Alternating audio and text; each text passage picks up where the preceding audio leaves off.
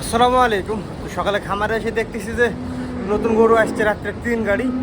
3 গাড়ির ভিতরে 2 গাড়ি গরু আসছে বড় গাভী গরু, আর 1 গাড়ি গরু আসছে বকনা ছোট গরু। তো আমি আপনাদেরকে আমি আপনাদেরকে দেখাই বকনা ছোট গরুগুলো কেমন সাইজের গরু আসছে।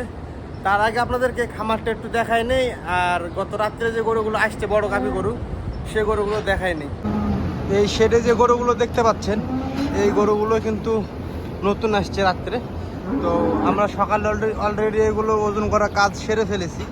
তো আমি আপনাদেরকে গরুগুলো ভালো করে দেখাই, দেখেন কত বড় বড় সাইজের গাভী গরু আসছে এগুলো। মানে এগুলো এক কথায় কি বলে যে আমাদের ভাষায় যেটা আমরা বলে থাকি যে বাছট গরু, যেটা মানে একদম সাইজে বড় যে গরুগুলা, ঠিক সেইটাই হচ্ছে এগুলো। তো দেখাই আপনাদেরকে, তাহলে বুঝতে পারবেন। আমি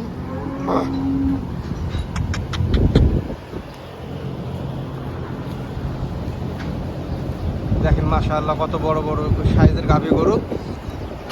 আর এই গরুগুলো আপনার আসছে আমাদের খামারে কাটিংয়ের জন্য, মানে এগুলো সব মাংসের জন্য আর কি, একদম রেডি গরু আসছে আমাদের খামারে। তো দেখেন গরুগুলো মাশাআল্লাহ, কমেন্ট করে বলে যাবেন যে গাভী গরুগুলোর সাইজ কেমন ছিল। তো চলেন কথা আর না বাড়াই, আপনাদেরকে সেই বকনা বাছুর যে গরুগুলো আসছে সেগুলো দেখাই, তাহলে আপনারা তফাৎটা বুঝতে পারবেন যে কত ছোট বকনা বাছুর গরু আসছে এখানে। এই যে এই শেডে রাখা আছে সেই ফ্রিজিয়াম হোল্যান্ডি যে ছোট বকনা গরুর কথা বললাম আমি, সেইটা। তো আমি ভিতরে প্রবেশ করে আপনাদেরকে দেখাই, তাহলে বুঝতে পারবেন। আর তার আগে একটা কথা, এই সাইডের শেডগুলোতে কিন্তু ফ্যান নাই, এ পাশে এটা তো ফ্যান নাই। তো এই শেডগুলোতে আপনার আমেরিকান প্রজাতির গরু, পাশাপাশি যে ফ্রিজিয়াম হোল্যান্ডি জাতের যে ছোট বকনা বাছুরগুলো সেগুলো রাখা হয়। তো আমি এটার ভিতরে প্রবেশ করি এবং হাঁটায় হাঁটায় দেখাই আপনাদেরকে যে কত ছোট সাইজের গরু আসছে এগুলো। এই যে দেখেন মাশাআল্লাহ, সবগুলো মানে সাইজ সেই রকম সাইজ। আপনারা অবশ্য কম্পেয়ার করতে পারবেন, যেহেতু আপনারা প্রথমে দেখলেনই বড় গাভী গরুগুলো, ওইটার তুলনায় এগুলো কত ছোট। এগুলোর অ্যাভারেজ ওজন আছে আপনার দেখা যাচ্ছে 230 কেজি থেকে 300 কেজি এর মধ্যেই। আর এই গরুগুলো কিন্তু আসছে খামারে কাটিংয়ের জন্য, এমন না যে গরুগুলো লালন পালন করা হবে। এখানে যত গরু আপনারা দেখেন আমার ভিডিওতে, বা এখন দেখলেন বা আগামী তো দেখবেন, সবগুলো গরুই কিন্তু মাংসের জন্য।